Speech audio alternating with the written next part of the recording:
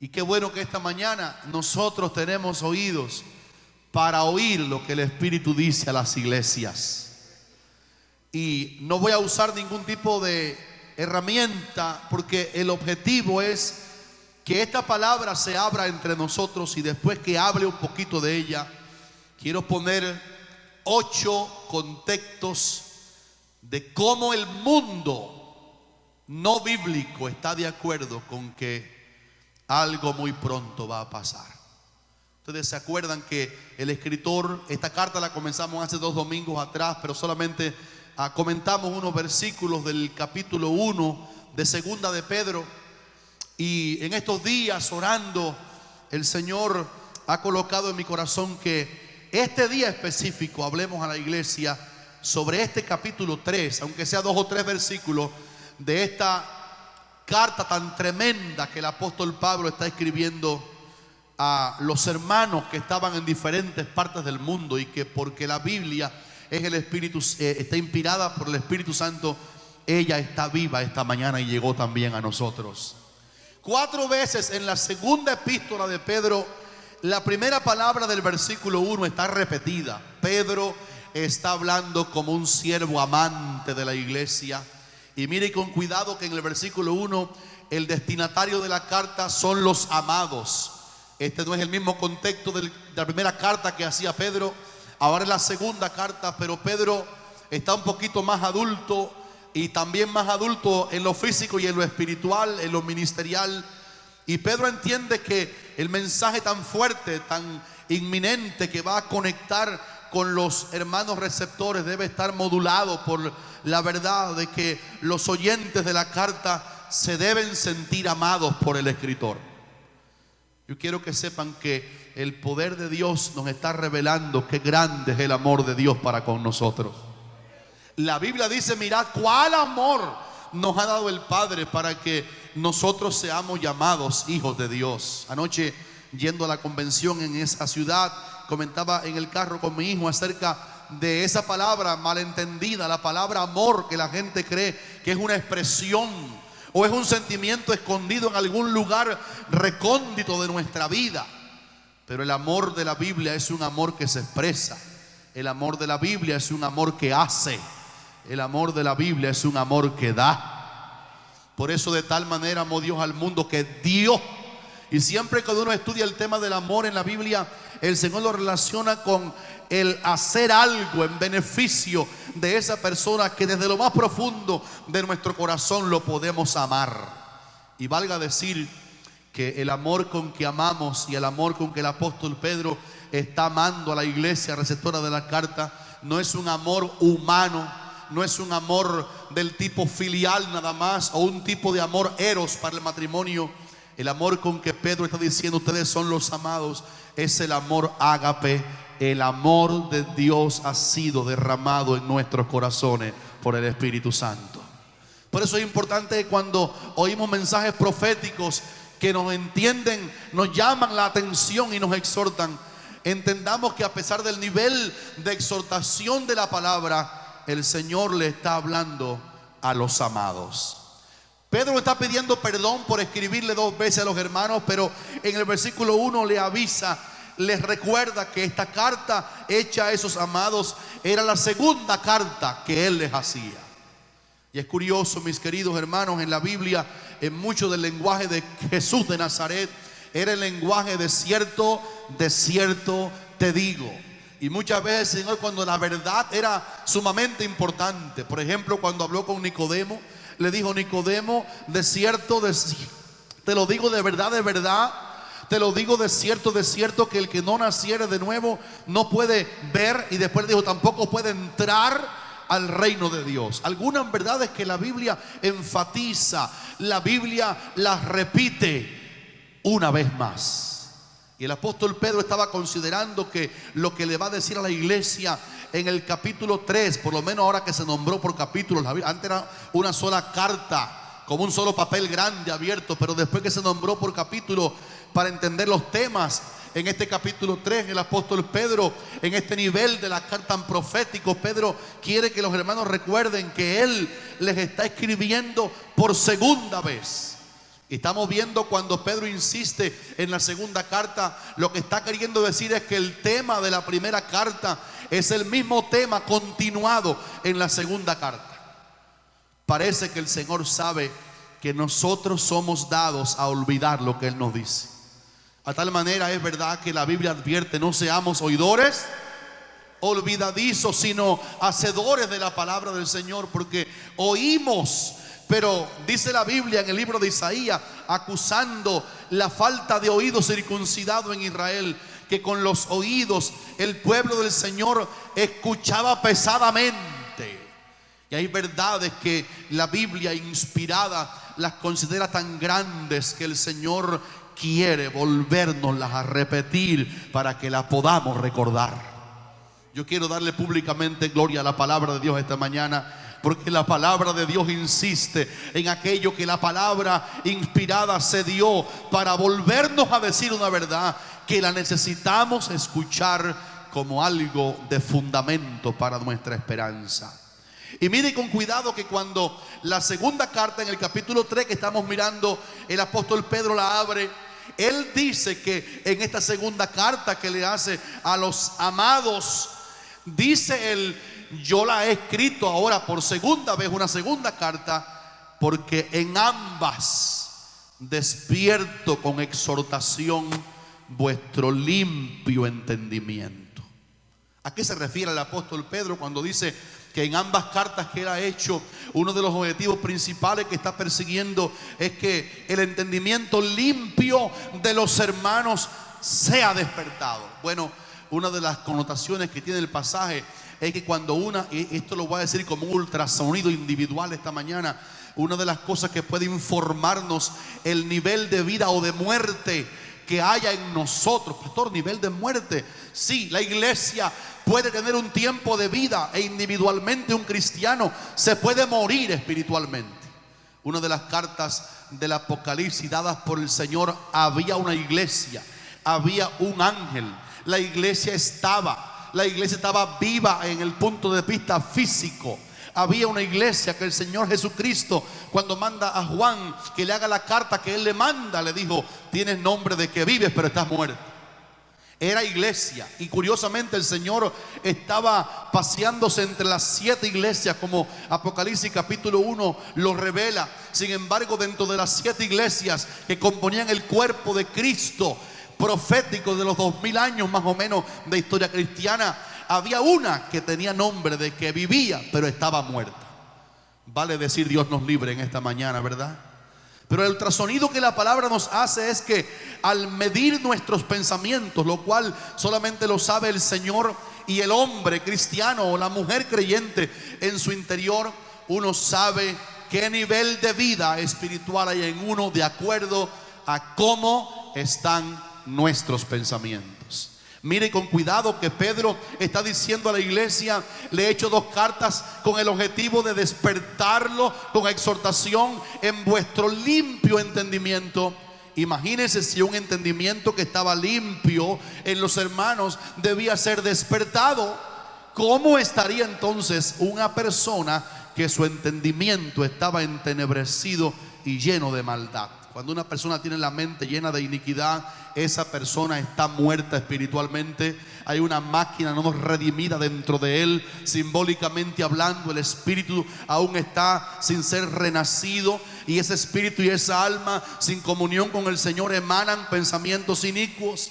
Sin embargo, Pedro reconoce que los que van a leer su carta son hermanos que tienen un limpio entendimiento. Una de las cosas por las que tienen entendimiento limpio la dijo Cristo en Juan capítulo 15 versículo 3: ya vosotros estáis limpios por la palabra que os he hablado. Cuando leemos la palabra, cuando estudiamos la palabra, cuando nos metemos en la Biblia, cuando la leemos en voz alta o en voz baja, cuando venimos a la iglesia y escuchamos la palabra del Señor, la palabra limpia nuestros entendimientos. Hay una química en la palabra de Dios que no la tiene ningún otro libro debajo del cielo. La palabra de Dios es agua que limpia nuestros entendimientos.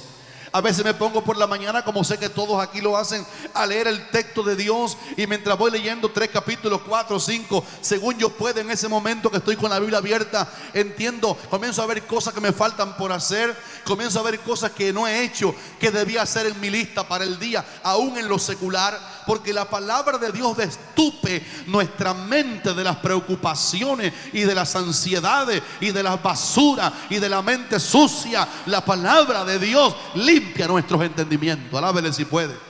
¿Cuántos han experimentado la química, el detergente bendito que hay en la palabra del Señor? Pablo dice Pedro aquí, yo le estoy despertando. Escuchen, hermano, me llama la atención que el contexto que vamos a ver enseguida más abajo de lo que Pedro va a anunciar en la carta tiene que ver con los eventos del fin, con los eventos de la venida literal de Cristo. Tiene que ver con el arrebatamiento de la iglesia. Tiene que ver con que la venida del Señor se acerca.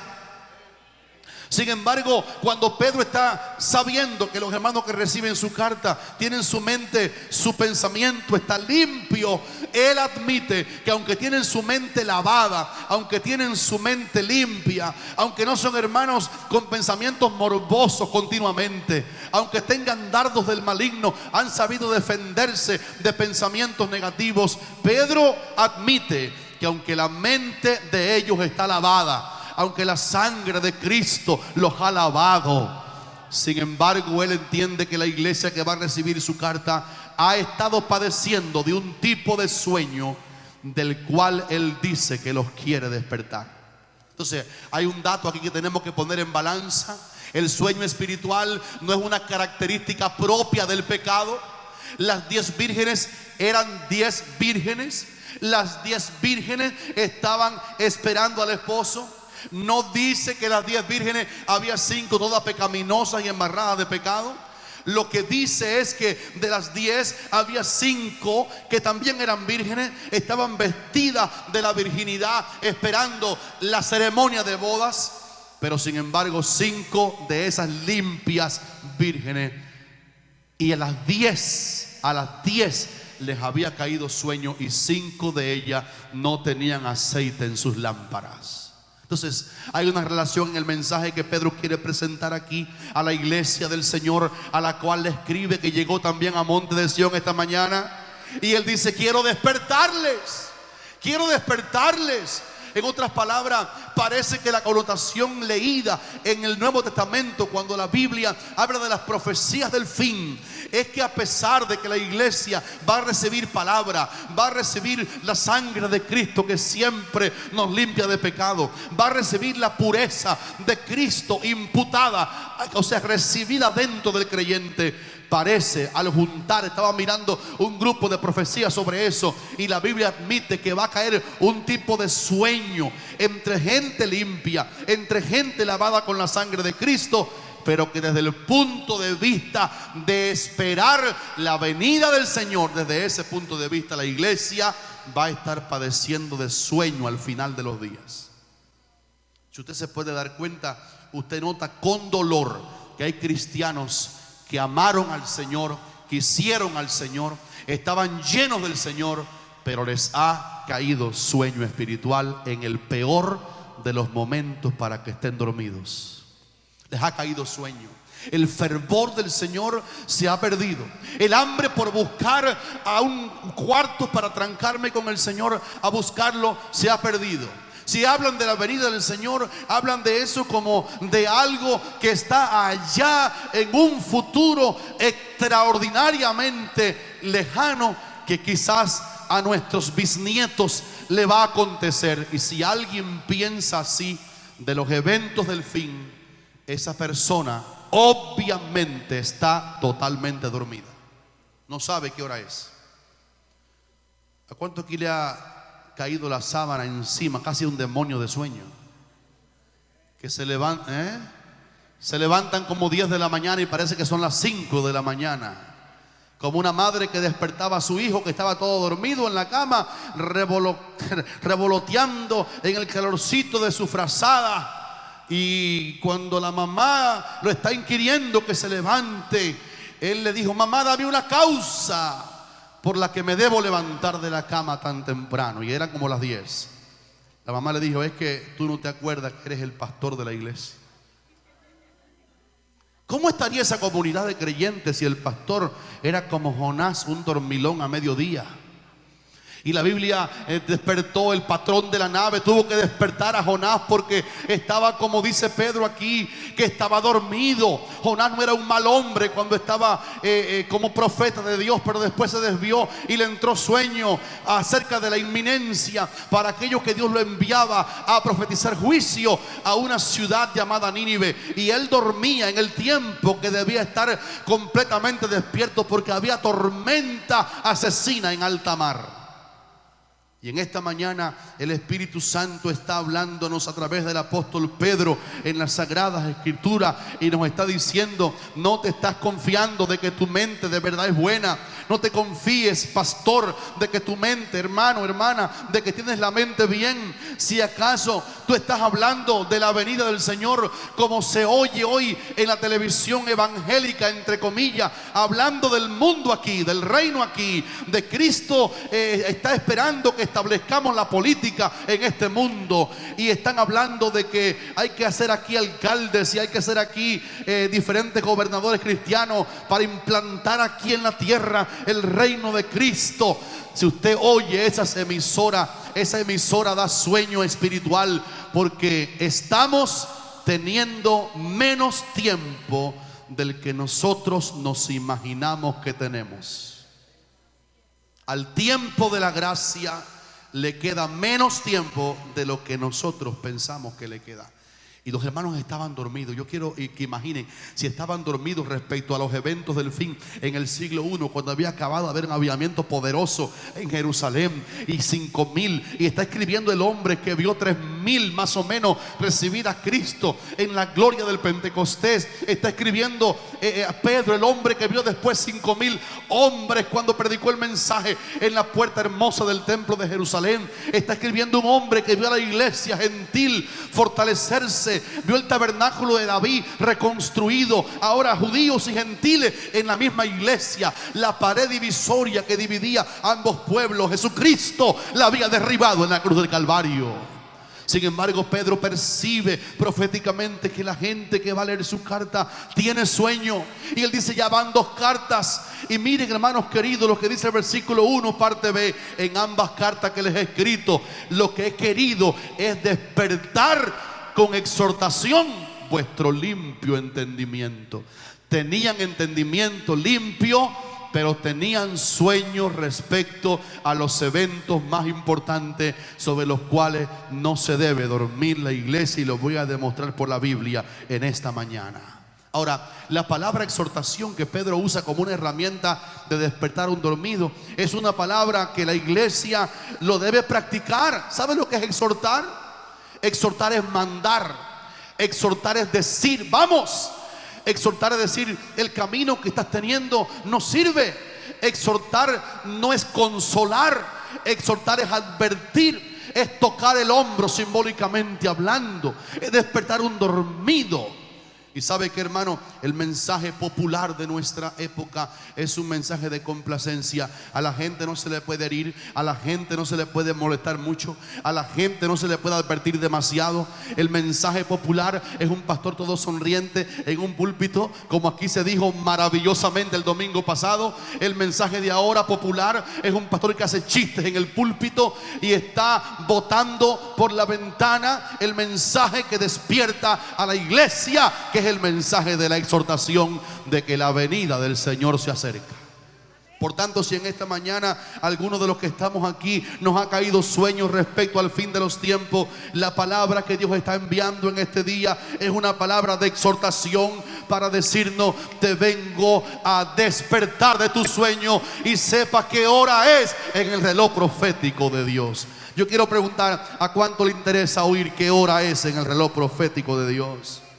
Ahora, cuando Pedro exhorta a la iglesia para despertarla, esta palabra, llegando aquí a Monte de Sión esta mañana, nos está diciendo a nosotros que es tiempo de hacer la oración que Cristo nos mandó a hacer. Y el martes aquí la predicamos un poquito.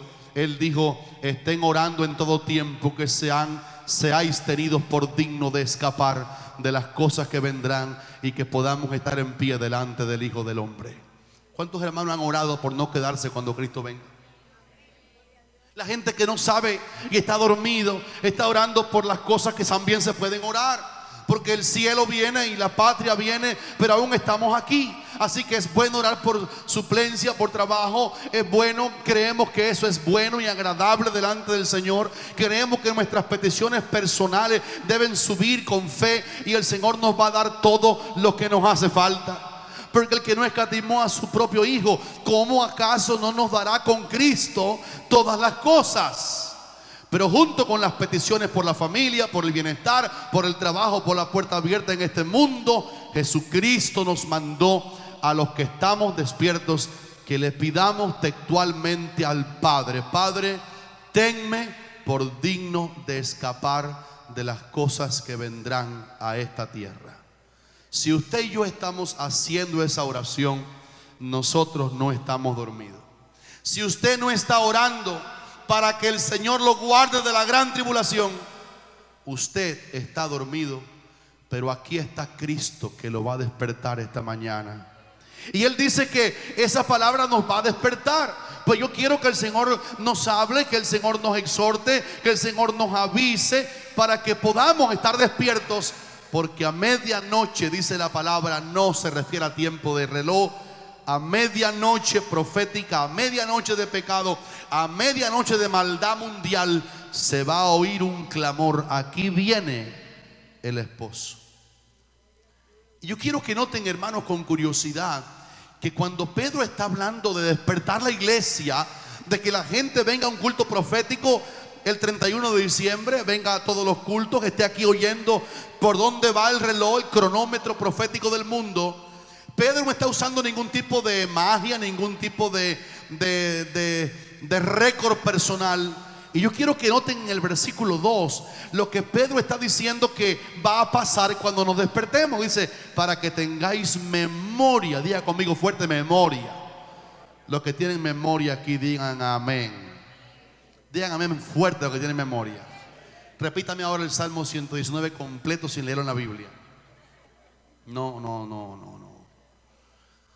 Y dice Pedro: queremos que tengan memoria. O sea, ahora miren cómo se va concatenando el pasaje. Pedro dice que cuando una persona duerme espiritualmente, una de las cosas que pasa es que ha perdido la memoria de la palabra de Dios. Entonces, no me acuerdo de lo que dijeron los profetas. Y mire que él dice: para que tengáis memoria de. Y hagan una lista de 3 cosas que dice Pedro que debemos recordarnos. Y que si nos acordamos de esas 3 cosas, ya estamos despertados para los eventos que han de venir. Dice: para que tengamos memoria de, número 1, de las palabras que antes han sido dichas por los santos profetas. Y Pedro está aludiendo, mis amados hermanos, al Antiguo Testamento. Y no está hablando de cualquier profeta, está hablando de lo que dijeron los santos profetas. Y está hablando de lo que dijeron los santos profetas acerca del fin de los tiempos. Y dice: una de las cosas que va a pasar es que el Espíritu Santo va a meterse en los que están dormidos. Cuando yo les exhorte y les diga que están dormidos y les sacuda un poquito con palabras de exhortación, ustedes se van a acordar de las palabras proféticas de los santos profetas concernientes a la venida del Señor. Parece que Pedro está mirando al hombre que él citó en el mensaje de Pentecostés. Pedro está predicando un mensaje para poner en alto a Cristo delante de los que los habían matado. Y ahora están preguntando, están un grupo de locos en el aposento alto hablando en otros idiomas espirituales. La gente, están borrachos, esa gente fue la opinión de afuera. Y Pedro viene a explicar que no están borrachos los que en aquel día de las primicias de Pentecostés han sido llenos. Y Pedro comienza a levantar en alto al mismo Cristo que hacía 50 días había muerto en el Calvario por la humanidad. Y él toma la profecía de Joel. Y Pedro otra vez está aludiendo en su segunda carta a la iglesia, en el capítulo 3, acerca de tener memoria de lo que dijeron los santos profetas del Antiguo Testamento. Me parece que en el momento que escribe, Pedro ha retomado aquellas profecías que son de varios profetas santos.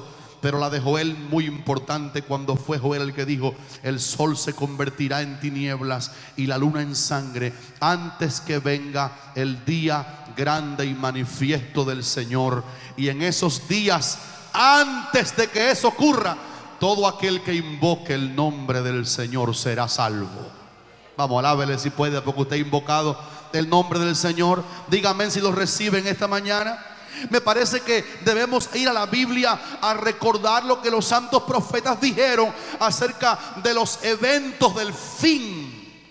Y Pedro sabe que la Biblia del antiguo pacto está lleno de profecías que aluden a la venida literal de nuestro Señor. Allá dijo uno: y vendrá el deseado de todas las naciones. Allá dijo uno que se cumplió cuando el rey entró en Jerusalén: ay Belén, ay tu rey, viene a ti, Jerusalén, montado sobre un pollino, hijo de animal de asna.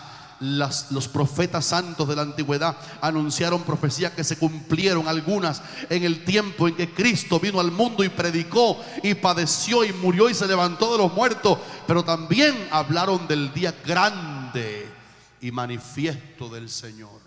Escuche, hermano, no hay nadie que lea el Antiguo Testamento que no se encuentre en él un montón de augurios proféticos de que estos días ya estaban predichos en el Antiguo Testamento por los santos profetas del Señor. Me da alegría pensar que Dios puede pasar a través del tiempo que aún no ha transcurrido y desde aquí ver para allá y anunciar 1000 años antes, 2000 años antes, 3000 años antes. Y los profetas ni sabían de qué estaban escribiendo, pero estaban escribiendo acerca de la manifestación del gran rey y del día cuando el rey viene. Y dice Pedro: quiero despertarles. Los veo que están limpios en la mente. Así que aunque está limpia la mente, tienen dormido un sentido sobre el tiempo profético que les ha tocado vivir. Y para hacerlo, les animo que se acuerden de las profecías que dijeron los santos profetas. Y después Pedro dijo: y también acuérdense del mandamiento, segundo, del mandamiento del Señor y Salvador. En otras palabras, el mandamiento del Señor no es lo mismo que las profecías que ya citó, que tenemos que acordarnos y encontrarlas en la Biblia. El mandamiento del Señor al que Pedro se refiere es el mandamiento que les dio a sus discípulos cuando se iba al cielo y les dijo: y será predicado este evangelio del reino en todo el mundo para testimonio a todas las naciones, y entonces vendrá el fin. Y él les dijo: vayan. Y dice Pedro: recuerden, acuérdense que hay un deber como cristianos. Somos el faro de Dios aquí en la tierra. Somos la voz profética de Cristo en este mundo. Y Pedro dice: ¿están predicando el evangelio a otros? ¿Le están hablando de la venida del Señor a los demás? Tú te reúnes con tus hijos que no están en Cristo y les estás recordando el mandamiento del Señor y Salvador. Les estás hablando de aceptar a Cristo para perdón de pecado. Les estás hablando de la sangre de Cristo que lo limpia del pecado. Estás cumpliendo el mandamiento del Señor de hablarle del evangelio con sentido de inminencia a los demás. Hay un lema bautista que ha tocado mi corazón desde el día que yo lo vi, lo oí. Los bautistas de Oriente en Cuba predicaban este eslogan. Ellos le dicen al pecador: arrepiéntete aquí y ahora. Lo sacan de la Biblia porque la Biblia dice: hoy es el día de salvación. En otras palabras, si yo me reviso en el ultrasonido que la segunda epístola de Pedro le hace a mi despertar, o a mi sueño, a mi vida o a mi muerte, me tengo que contestar: yo me estoy acordando del mandamiento del Señor y Salvador, que Él nos mandó que le dijéramos a cada criatura que este evangelio es de vida o muerte, que la persona acepta a Cristo para salvación o no lo acepta y es para perdición. Si yo estoy cumpliendo eso, el Señor me ha despertado. Si yo soy un creyente que me puedo pasar un mes de lo más contento, ni sé si soy salvo o no, y estoy exhortando esta mañana a la iglesia porque quiero que nos despertemos. Si yo no le predico a nadie el evangelio, si yo no le hablo a nadie de mi Jesús, definitivamente hay sueño, no importa que tenga un entendimiento limpio.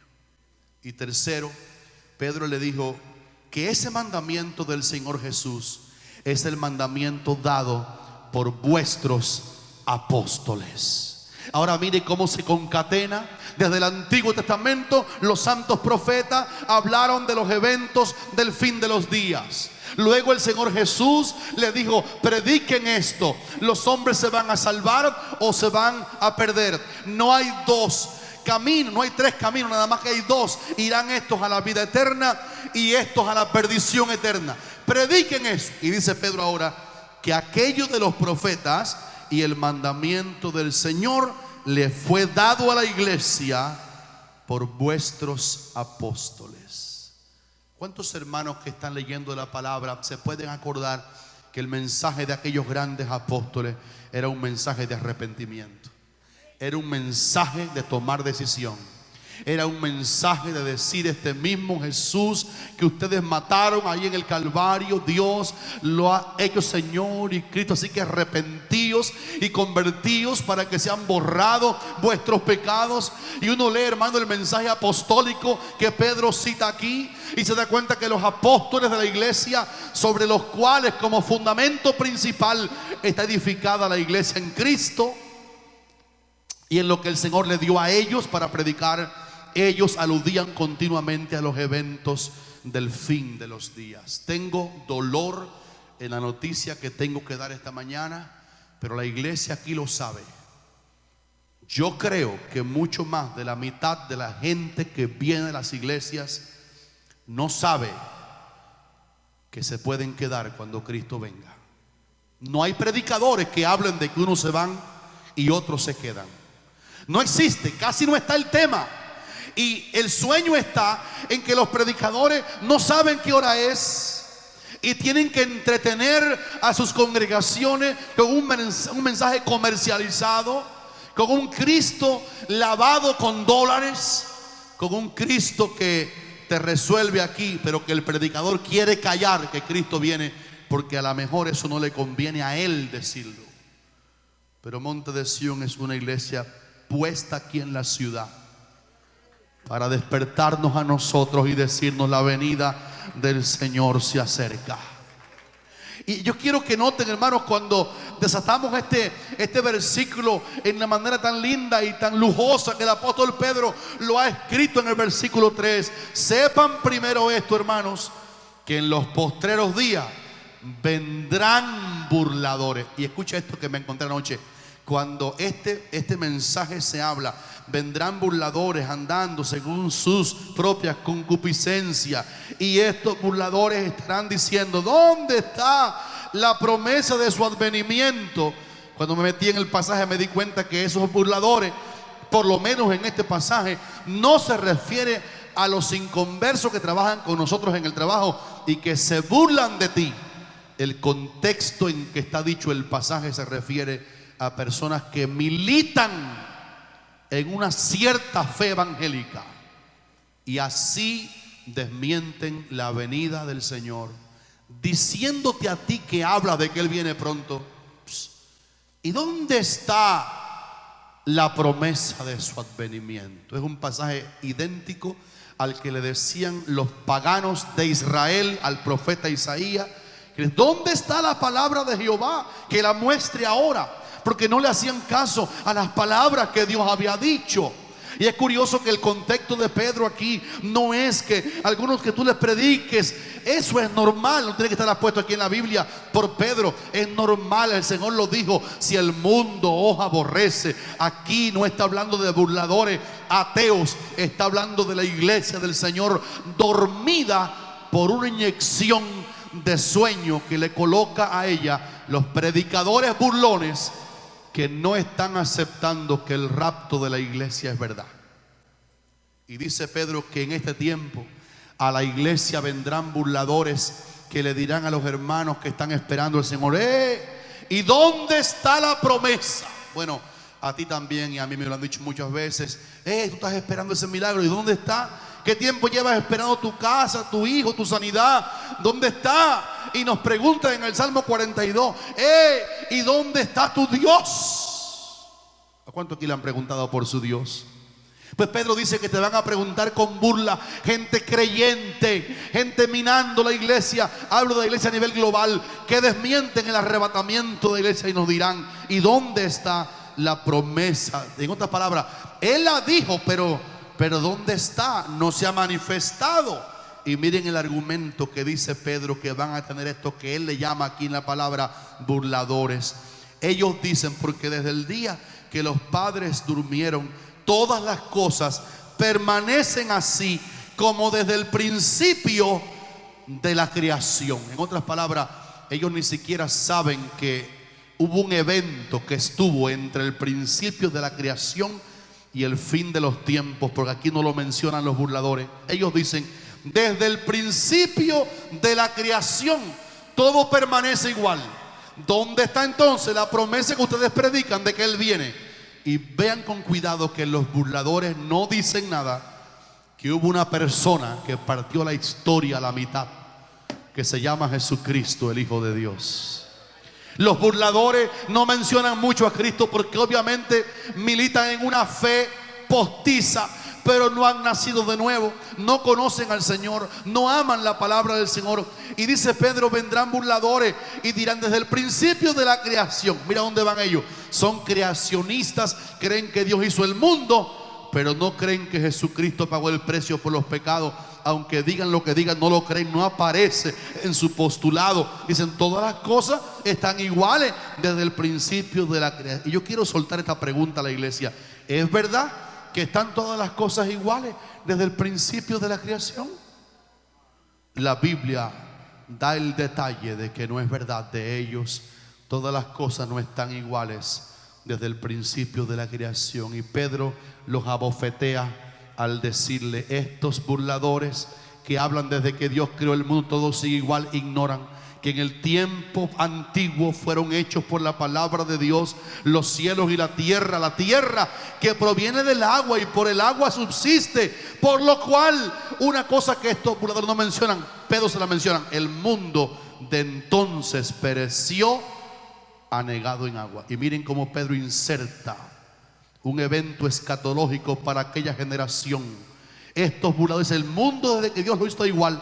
Ellos no sabían, dice que ignoraban, querían negar voluntariamente la verdad histórica de que hubo un diluvio universal cuando Dios levantó un profeta llamado Noé, que se pasó 120 años anunciando, no diciendo vengan para el arca, pero anunciando: viene un diluvio, la humanidad se ha corrompido, la gente está con un pensamiento lleno de maldad, la gente se casa y los hijos de Dios se casan con los mundanos y viceversa, matrimonios mixtos. Y Noé predica, dice Pedro: estos burladores que no creen que Cristo viene, están diciendo: no, desde el principio todo sigue igual. Ignoran voluntariamente que un día el agua anegó la tierra cuando el hombre se empecinó e ir en su propio corazón y negar al Señor. Y dice Pedro: pero los cielos y la tierra que existen ahora están reservados por la misma palabra, guardados para el fuego en el día del juicio y de la perdición de los hombres impíos. Y ahí Pedro acaba este trozo de su tercer capítulo, la segunda epístola del apóstol Pedro, anunciando que verdaderamente el evento de la venida del Señor ha cambiado el mundo desde que el mundo fue hecho y después que fue destruido.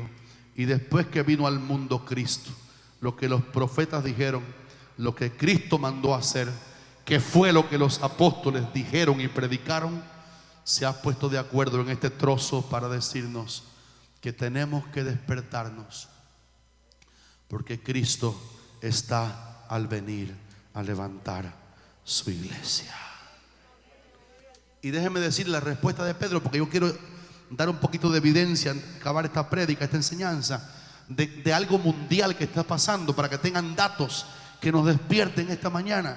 Dice Pedro: hermano, yo quiero recordarles que aunque dicen ellos que todo sigue igual, no se olviden que para el Señor un día es como 1000 años y 1000 años como un día.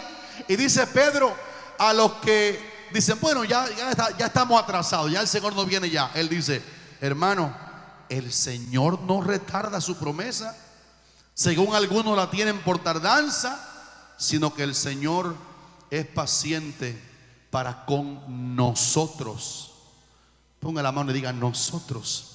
No está hablando ahora con el mundo pagano. Entonces, Él es paciente para con nosotros, no queriendo que ninguno perezca. Ahora míreme aquí un momentico, empate esto. Dice Pedro, el Señor es paciente para con nosotros, no queriendo que ninguno de nosotros se pierda, sino que todos procedan al arrepentimiento. Mi pregunta es, ¿quiénes se arrepienten? ¿Los que nunca han aceptado a Cristo nada más? ¿O cuántos aquí hemos tenido que arrepentirnos un montón de veces? Está el pasaje tan lindo porque dice, están dormidos, pero quiero despertarlos. Hay que arrepentirse porque el Señor no ha venido, porque ha sido paciente para con nosotros, no queriendo que ninguno de los que hemos caminado un tiempo con Él nos vayamos a dormir, porque si nos dormimos en el mundo profético, si el pensamiento está limpio pero está dormido respecto a los eventos del fin, nos pudiéramos perder. Y el Señor no quiere que ninguno de nosotros se pierda. El Señor quiere que si hay que arrepentirse, hay que arrepentirse. El Señor quiere que si Él nos ve dormidos esta mañana, el poder de la resurrección de Cristo nos va a tocar. Yo voy a decir un amén a eso en el nombre del Señor. Y nos va a traer a la bendición de que nos va a despertar para estar alertas, por lo menos alertas. Hay una teoría que dice que cuando Cristo venga en gloria ahí a las nubes, a buscar su iglesia, al rapto de la iglesia, todos los creyentes que alguna vez aceptaron al Señor se van. No importa qué nivel de fe tengan, no importa que bien anden o mal, pero todo el entorno profético de la Biblia dice lo contrario. Es peligroso estar limpio, pero dormidos espiritualmente, como que el Señor no va a venir. Y voy a acabar esta alocución de la palabra con el versículo 10 que dice, pero el día del Señor vendrá como ladrón en la noche. Y este es un texto que se aplica a los dos eventos de la venida del Señor: al arrebatamiento, cuando Él aparezca en las nubes y como un imán, en un abrir y cerrar de ojos, Él tome a la iglesia y la levante al cielo. Y también tiene que ver con el evento de su segunda venida literal a este mundo, para reinar 1000 años como Rey de Reyes y Señor de Señores. Y quiero que esta palabra se quede, puesto que todas estas cosas van a ser deshechas por el fuego de la ira de Dios. El apóstol ahora exhorta y dice, ¿cómo no debemos también nosotros andar en santa y piadosa manera de vivir, esperando y apresurándonos para la venida del día de Dios, en el cual los cielos encendiéndose serán deshechos y los elementos siendo quemados se fundirán? Pero nosotros esperamos, según su promesa, cielos nuevos y tierra nueva, en los cuales mora la justicia.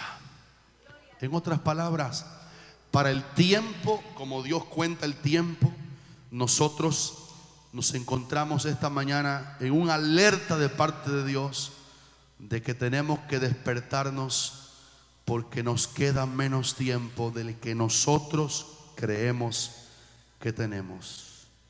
Hay 8 eventos que yo quiero que usted por lo menos lo grabe, que dicen un poquito de que estamos tan cerca de lo que se ha predicado aquí esta mañana. Eso que voy a decir es sencillamente una repetición de lo mismo, pero debo acotarlo en el mensaje. El sol se convertirá en tinieblas y la luna en sangre, antes que venga el día del Señor grande y manifiesto. Nunca en la historia de la humanidad este versículo ha sido más real que en nuestros días. ¿Cuántos eclipses aún de sol? El sol oscurecido, la luna convertida en sangre. Ahora hubo una luna azul, que no era azul nada, pero le llamaron así, la luna grande. Otro evento lunar más. La humanidad está mirando al cielo, porque Dios tiene sus maneras de que la gente mire para arriba. Y me da gracia con los pobres gnósticos y ateos que niegan a Dios, pero antes están mirando para arriba porque la luna se les puso roja y el sol se les puso oscuro, y todo el mundo avisorando que hay un sol oscurecido y luna de sangre. Pero la Biblia lo decía y lo ha dicho de una manera elegante. Ahora, noten esta profecía, la segunda. El tiempo transcurrido desde que Israel reverdeció como la higuera, 14 de mayo de 1948. Ese tiempo grita que la venida del Señor se acerca. Jesucristo dijo que la generación que viera ese evento de Israel volver a florecer como nación, esa generación no pasará antes que venga el Hijo del Hombre. Una generación en el lenguaje de Dios a Abraham son 100 años. 1948 para nuestro calendario romano o gregoriano, no para el calendario judío, como veremos ahora. Esa generación, los 100 años después que Israel, 1948, 2948, para nuestro calendario erróneo, no pasará. Pero curiosamente, contando años de ese florecer hasta hoy, el 2018 es el año del 70 aniversario de Israel volver como nación a Naciones Unidas y ocupar la Tierra Santa. Este es el 70, y el 70 en la Biblia es número de juicio. Y nadie olvide que la gran tribulación que va a comenzar inmediatamente que el Señor arrebate la iglesia al cielo, la gran tribulación es un tiempo de juicio y luego de purificación y de salvación para Israel. Y estamos por nuestro calendario en el año 70, este año, de que Israel volvió a ser nación. Así que si nuestro calendario sirviera para eso, estamos en el año del año de juicio, año 70 para Israel. Pero nuestros años tienen un problema diferente con el año judío. Nuestros años tienen 365,2 días, pero el año judío solamente tiene 354 días.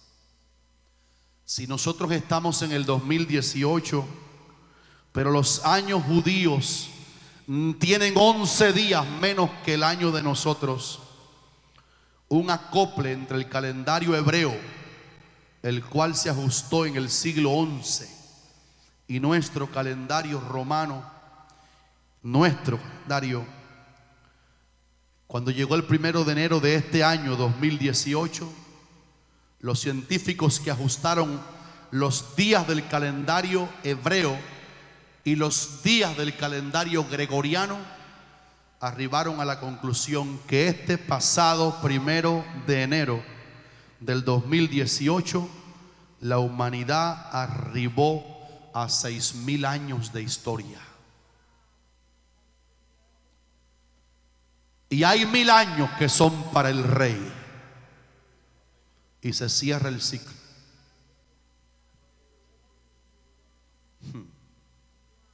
El 6 en la Biblia es número de hombre. Y los científicos del tiempo han sabido que Dios puede acortar los días y Dios puede alargar los días. El Señor Jesús dijo una vez: si esos días de la gran tribulación Él no los acorta, nadie será salvo.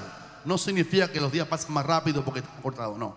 Significa que Dios fijó el tiempo de gran tribulación en 7 años, y específicamente los últimos 3 años y medio Él acortó ya esos tiempos. Y cuando acaben 7 años de gran tribulación, el rey de los 1,000 años va a aparecer aquí en la tierra para levantar la iglesia. El número 6 es número de hombre.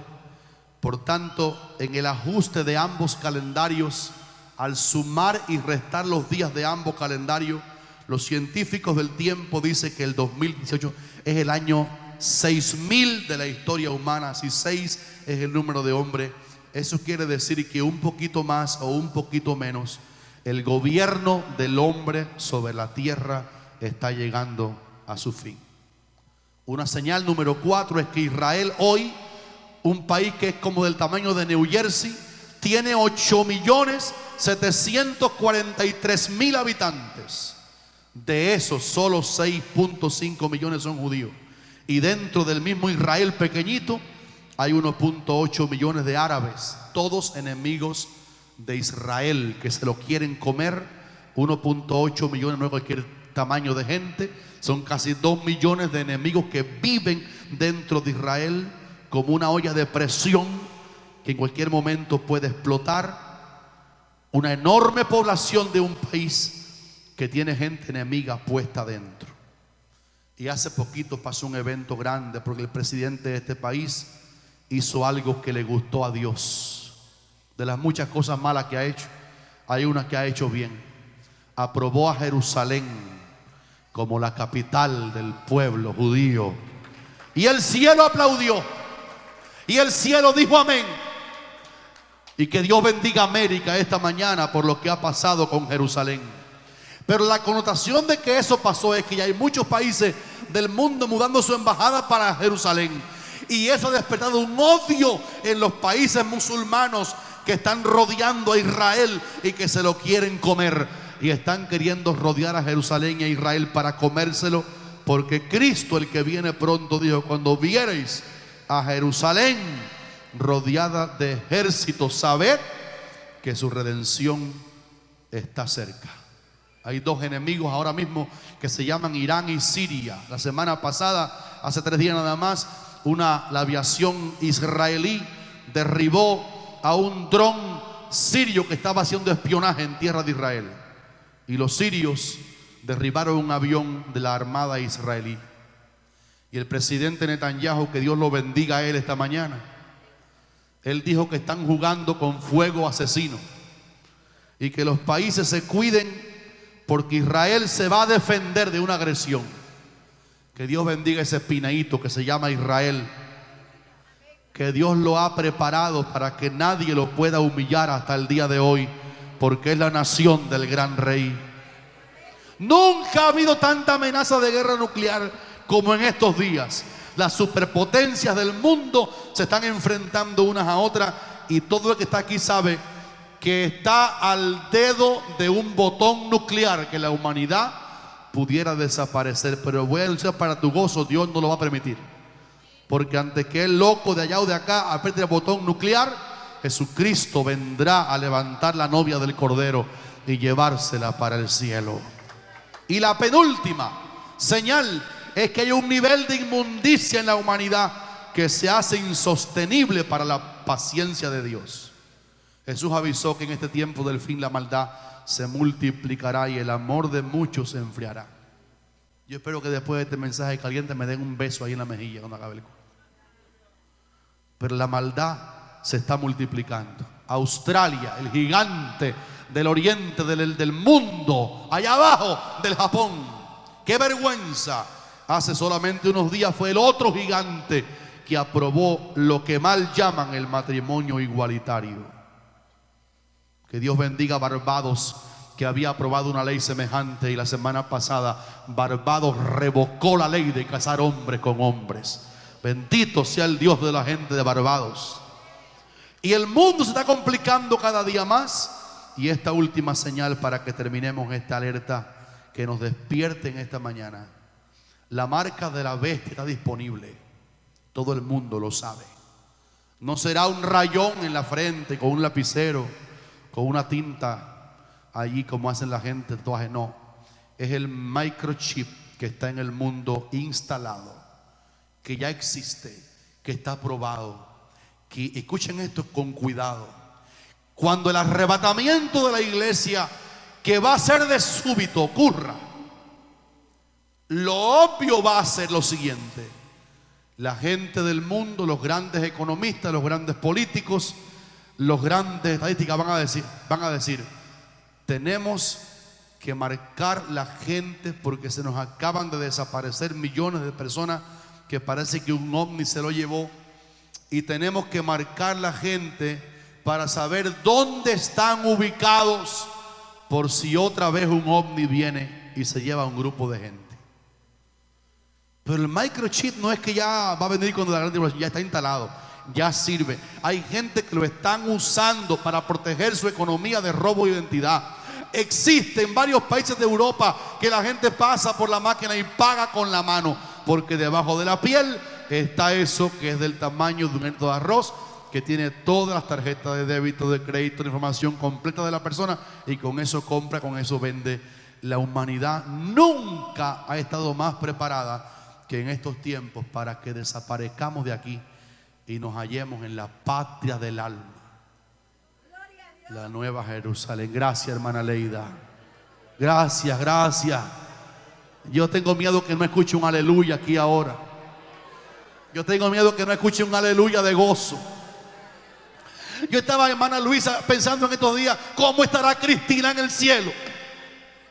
Yo estaba pensando cómo estará nuestro hermano Isaías en el cielo, gozándose, viendo a Jesucristo, adorando al Rey con millones de millones.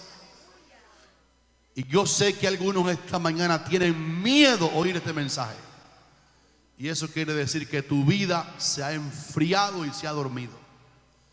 Porque el verdadero creyente, cuando oye esto, dice: ven pronto, Señor, que te estoy esperando. Ven pronto, Señor, que yo te voy a ver. Ven pronto, Señor. Hasta los solteros dicen amén a esta profecía. Ven pronto, Señor. Y quiero cuidar mi pellejo al decir esta mañana aquí que yo no estoy diciendo que Cristo viene este año. Lo que estoy haciendo es ubicar la fecha, ubicar los tiempos, para que dejemos que la profecía del apóstol Pedro nos despierte con exhortación y nos diga: en cualquier momento vemos al Rey cara a cara en plena gloria. Qué día más lindo va a ser eso. ¿Sabe qué tenemos que hacer, hermano? Apresurarnos para la venida del Señor. ¿Qué tenemos que hacer? Estudiar la Biblia. ¿Qué tenemos que hacer? Meternos en la universidad, instituto bíblico, meternos a estudiar. ¿Qué tenemos que hacer? Que el tiempo corto que nos falta aquí en la tierra, prepararnos para servir mejor al Señor. Si falta un día, ya es mañana la cosa, amén. Si falta este año, amén. Si faltan 5 años, ningún predicador justo va a decir cuándo es que viene. Lo que tenemos que decir es que todo está cumplido y en cualquier momento Cristo arrebata a la verdadera iglesia. Despierta, pronto llegará el momento de dar a tu vida. Cristo nos viene a buscar. Póngase de pie y cántalo.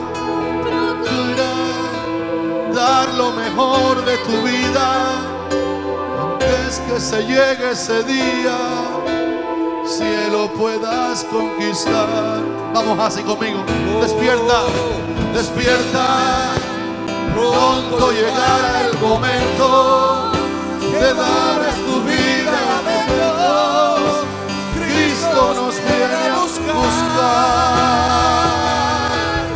Procura dar lo mejor de tu vida para que se llegue ese día, el cielo puedas conquistar. Levanta tus manos, Señor, despiértame, despierta. Pronto llegará ese día que no habrá en tu vida lamentos. Cristo nos viene a buscar. Oh, procura dar lo mejor de tu vida antes que llegue ese día, el cielo puedas conquistar. Rabasande rebasar,